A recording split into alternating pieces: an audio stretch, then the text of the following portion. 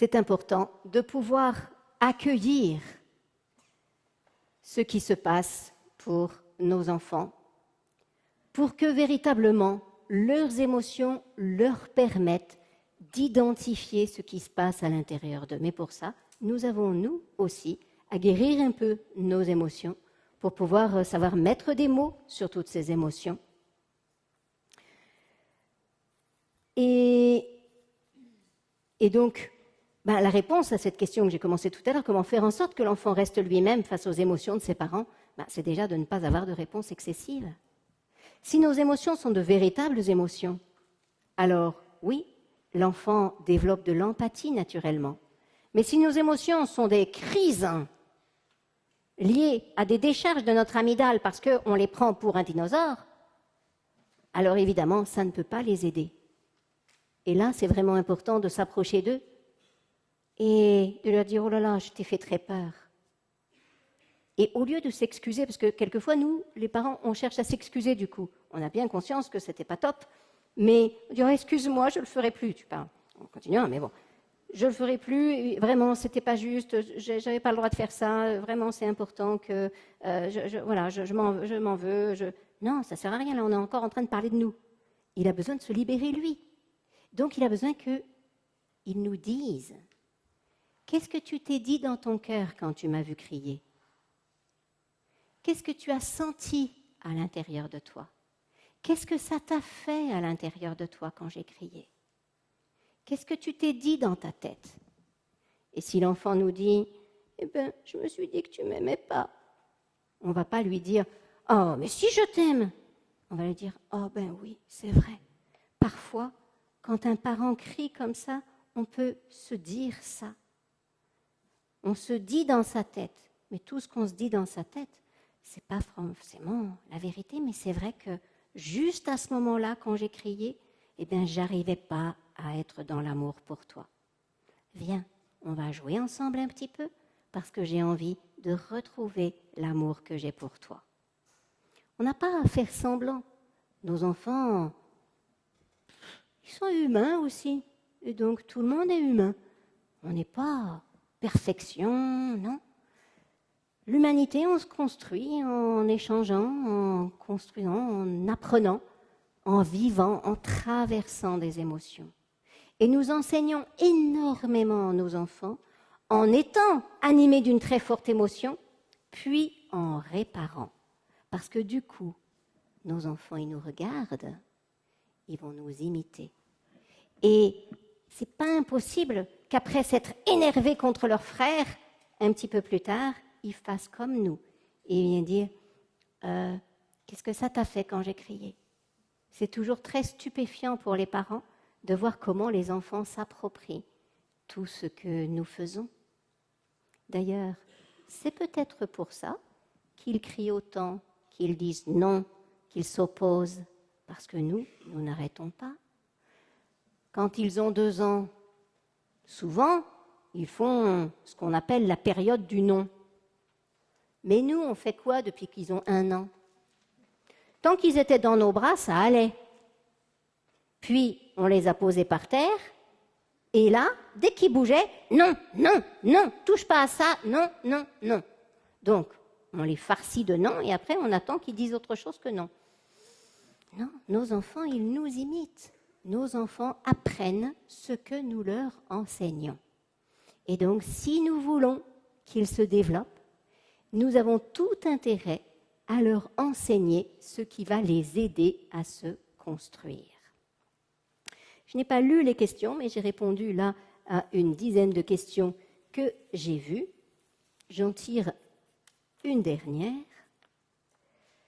Et quand au sein d'un couple, les parents ne sont pas sur la même longueur d'onde, ouais, ça arrive. En ce qui concerne l'éducation non violente, comment l'enfant peut-il le gérer ? Oh, l'enfant ! Pourquoi ce serait à l'enfant de le gérer, ça, ce truc ? Finalement, c'est peut-être notre truc de parents, ça. C'est à nous de gérer ça d'abord. Les enfants, ils gèrent. Tous les enfants du monde s'adaptent. Je dirais, malheureusement, ils s'adaptent. Les enfants savent qu'à la maison, on peut faire ceci, cela. Quand on va chez grand-mère, on fait ceci, cela. Quand on va chez mamie, on fait ceci, cela. Il y a des choses qu'on peut faire, des choses qu'on ne peut pas faire. les enfants s'adaptent énormément. L'enfant, ce n'est pas trop le souci. Il s'adapte. Ce qui est justement embêtant, c'est qu'il s'adapte. Trop, parfois. Mais bon, ce n'est pas si grave. Qu'est-ce qui fait que... Qu'est-ce qu'on peut faire quand on est en couple et que l'autre parent n'est pas dans cette éducation non violente? Non violente, en fait, ça veut simplement dire dans la direction du paradigme de l'attachement et va privilégier les limites, les punitions. Finalement, avec ce que je vous ai raconté, on peut répondre à ça. Qu'est-ce que c'est un parent autoritaire qui va vous dire « Dis donc, arrête de lui dire le contraire parce que tu déstabilises mon autorité ». C'est jamais celui qui est moins autoritaire qui dit « Arrête, tu déstabilises mon permissivité ». Parce que on n'a pas besoin. Les positions injustes, les positions qui reposent sur du défensif, les positions qui ne se justifient pas ont besoin de soutien. Mais une position qui n'a pas besoin de justification, puisqu'elle est justement juste, n'a pas besoin de ce soutien. C'est pour ça qu'on est rarement dans l'autre sens et que ce sont toujours les plus autoritaires qui ne veulent pas être déstabilisés dans leur autorité.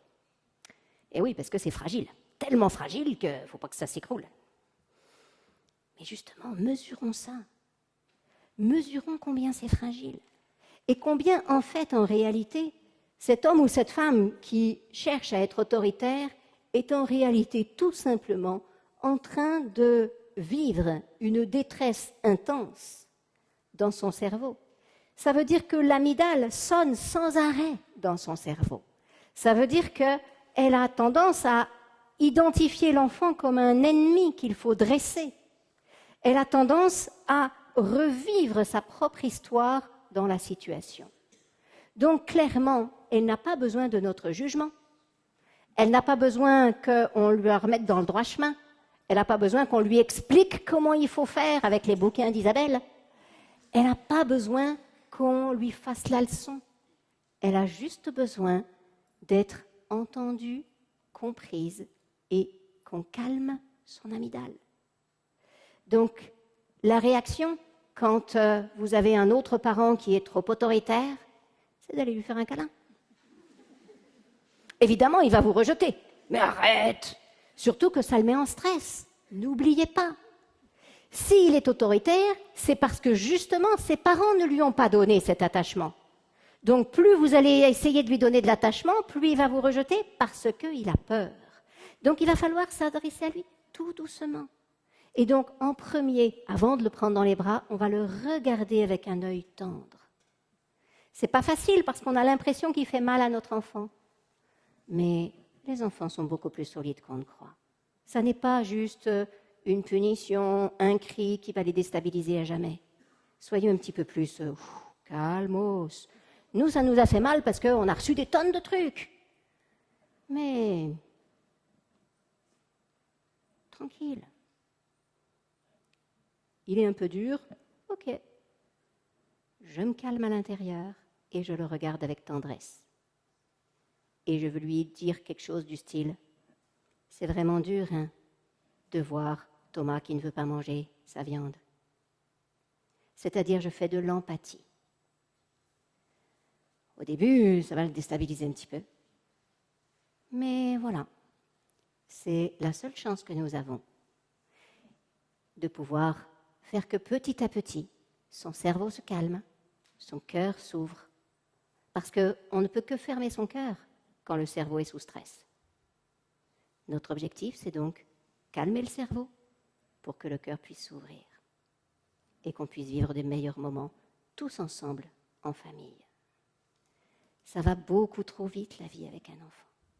Quand on l'a dans les bras, oh non, quand on l'a dans le ventre déjà, on se dit « Ouh, vivement qu'il sorte, j'en peux plus ». Et puis, dès qu'il sort, on l'a dans les bras. Au bout d'un moment, c'est un peu lourd. J'en peux plus, vivement qu'il marche. Dès qu'il marche, on lui court partout et tout. Vivement qu'il aille à l'école, j'en peux plus. Ensuite, il va à l'école et il y a des devoirs et tout, on n'en peut plus non plus. Ah, il est vivement qu'il soit adolescent, qu'il soit autonome avec ses devoirs. Une fois qu'il est adolescent, c'est le Capharnaüm dans sa chambre, elle laisse des tasses partout traîner dans la chambre et le garçon il passe son temps sur son ordinateur et on se dit mais vivement qu'ils partent, j'en peux plus, ils prennent la maison pour un hôtel. Et dès qu'ils sont partis, on ouvre la chambre vide et on se dit c'est passé tellement vite. Alors c'est drôlement important de ne pas laisser passer le temps vite comme ça et de respirer, nourrir notre propre cerveau, calmer le stress, accompagner et calmer le stress de nos enfants, écouter leurs émotions, comprendre leurs réactions, parce que s'ils ont telle ou telle réaction, c'est que leur cerveau les dirige à avoir telle ou telle réaction. Nous avons vraiment besoin de vivre les choses autrement. Alors évidemment, comme vous êtes nombreux, je n'ai pas pu répondre à toutes les questions, même si j'ai balayé un certain nombre de questions. Et donc, ce que je vais faire maintenant, c'est que je vais remettre les questions pour celles auxquelles j'ai vraiment répondu. Je vais les garder, on en a pris quelques-unes d'autres, on va vous redistribuer les questions et vous allez vous remettre par groupe de 6. Et avec tout ce que je vous ai raconté dans la conférence, vous allez chercher à répondre aux questions. Parce qu'en fait, eh bien, vous n'avez pas toujours besoin d'une soi-disant spécialiste qui vous explique les choses. Une fois que vous avez les clés de compréhension, tiens, là, il y a peut-être un manque d'ocytocine, là, il y a peut-être un manque d'attachement. Peut-être que là, l'enfant n'a pas... Ah oui, parce que ça, je ne vous ai pas beaucoup parlé non plus, du besoin d'autonomie. Nous avons un cerveau préfrontal. Ça, je vous en ai parlé. Il sert à réguler nos émotions, il sert à anticiper et il sert notre libre arbitre. Le libre arbitre, tous les humains l'ont. C'est pour ça que nous détestons les ordres. Quand on donne un ordre à un enfant, quand on ne le laisse pas choisir, quand il n'a pas d'espace de liberté, lorsqu'il n'est pas amené à réfléchir par lui-même, eh bien, il est frustré de ne pas pouvoir utiliser son cerveau frontal et donc il va se braquer. Tous les humains ont besoin d'utiliser leur libre arbitre. Juste pour le plaisir, un petit détail qui répond d'ailleurs à une question que j'ai piochée tout à l'heure. Un adolescent qui regarde son ordinateur et qui joue. Et que faire?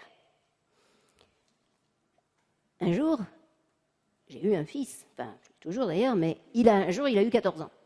Et quand il avait 14 ans, il jouait à World of Warcraft. Et il jouait. Et moi je lui disais, Adrien, tu as oublié la lumière dans la cuisine, s'il te plaît, veux-tu bien descendre, éteindre la lumière dans la cuisine? Et même après toutes mes études, j'étais encore capable de faire des grandes phrases comme ça à un adolescent de 14 ans. Bref, ça ne marchait évidemment pas. Comme mon fils est mignon, il disait « Oui, oui, maman ». Mais bon, ça rentrait dans le cerveau verbal, et puis c'est tout. Et j'ai découvert un truc. Comment faire pour que son cerveau frontal s'active ? En fait, il s'agit de ne pas faire de phrase. Je dis un seul mot. Je passe dans le couloir et je dis « lumière ». Du coup, le gamin, lumière. Ça ne fait pas sens. Donc, le cerveau verbal, il n'y a rien à traiter. Je suis obligée de le passer en préfrontal. Là, je réfléchis. Ah oui, j'ai laissé la lumière allumée. Eh bien, incroyable. On me l'aurait dit, je ne l'aurais pas cru. Il s'est instantanément arrêté. Vous imaginez un gamin de 14 ans qui joue à un jeu vidéo? Instantanément arrêté. Il a couru en bas, éteint la lumière et il est remonté. Après, on peut utiliser aussi les téléphones. On écrit « douche » par SMS. Mais ça marche merveilleusement. Vous avez votre gamin qui immédiatement va prendre sa douche. Tandis que si vous lui dites « il faut que tu prennes ta douche, mais qu'est-ce que t'en machin », ça ne marche pas. Donc voilà, quelque part, en fait, il y a deux grands besoins. l'attachement et le libre arbitre. Donc, quand il y a un problème, soit il y a une trop grosse charge de stress, soit les émotions bloquées, soit il y a des bonbons dans l'air, soit il y a un besoin d'attachement pas suffisamment nourri, soit un besoin de libre arbitre pas seulement nourri. Avec ça, vous devriez pouvoir répondre à l'ensemble des questions. Camille et Olivier vont maintenant vous redistribuer les petits papiers en ajoutant ce qu'on a vu. Voilà, et pendant que les petits papiers se distribuent, quelques autres petites infos. Le cerveau d'un enfant ne peut pas, quand il a 3 ans, tenir plus de 2 choses à la fois dans la tête. À 8 ans, 5 choses dans la tête. Un enfant va systématiquement aller dans la direction de l'image que les parents auront mis dans sa tête. Donc, si je dis à un enfant, tu ne vas pas toucher ce pupitre, l'enfant y voit le pupitre dans la tête, donc hop, il va toucher le pupitre. C'est moi qui lui en ai donné l'ordre. Chaque fois que je lui dis, tu ne fais pas ceci, cela, j'ai besoin d'avoir conscience qu'en fait, je lui ai donné l'ordre. J'ai mis une image dans sa tête. Et donc, il suit l'image. Comment faire autrement? Et oui, on transforme, on formule les choses en positif. Au lieu de dire, tu ne montes pas sur la table, je lui dis, tes pieds restent sur le sol. Et nous allons arrêter là la conférence. Nous avons pleuré ensemble, ri ensemble, partagé des émotions. C'est la vie de partager des émotions. Je vais maintenant m'installer à l'entrée pour signer, dédicacer les livres des personnes qui désirent dédicacer, que je dédicace leurs livres, soit des livres que vous apportez de chez vous ou qui sont vendus là à la librairie. Il y a un livre que je n'ai pas écrit, mais qui a été écrit par Laurence Cohen sur le jeu, qui est une pure merveille, un livre qui nous apprend à jouer avec nos enfants et comment retisser l'attachement, comment utiliser le jeu pour retisser l'attachement. Un autre livre que je veux souligner à votre attention, c'est Bien dans sa cuisine, parce que le titre ne dit pas forcément ce qu'il y a dedans. Le prochain titre sera le prochain titre chez Marabout sera un petit peu modifié. Et c'est un livre dans lequel vous trouverez toutes les informations sur la nutrition et comment nous donnons inconsciemment à nos enfants parfois des choses qui ne les aident pas véritablement à avoir les comportements que nous aimerions qu'ils aient. Et donc, j'évoque le sucre, bien sûr, le lait, le gluten, les additifs et diverses choses sur qu'est-ce que ça fait sur nous et qu'est-ce que ça fait sur les autres. Voilà, merci à Camille et Olivier de Super Parents. Nous sommes ensemble.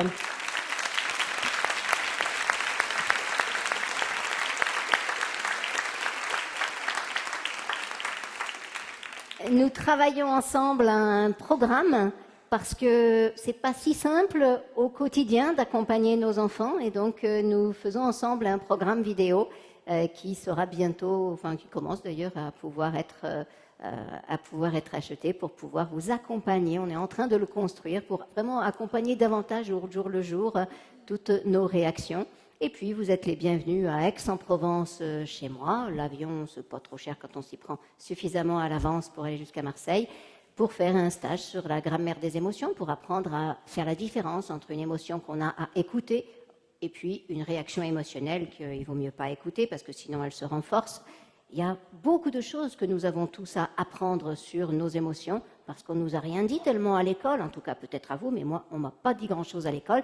Donc du coup, souvent, nous ne savons pas réagir face aux émotions de nos enfants et donc il y a des possibilités d'apprendre tout ça, comment ça fonctionne, les relations, etc.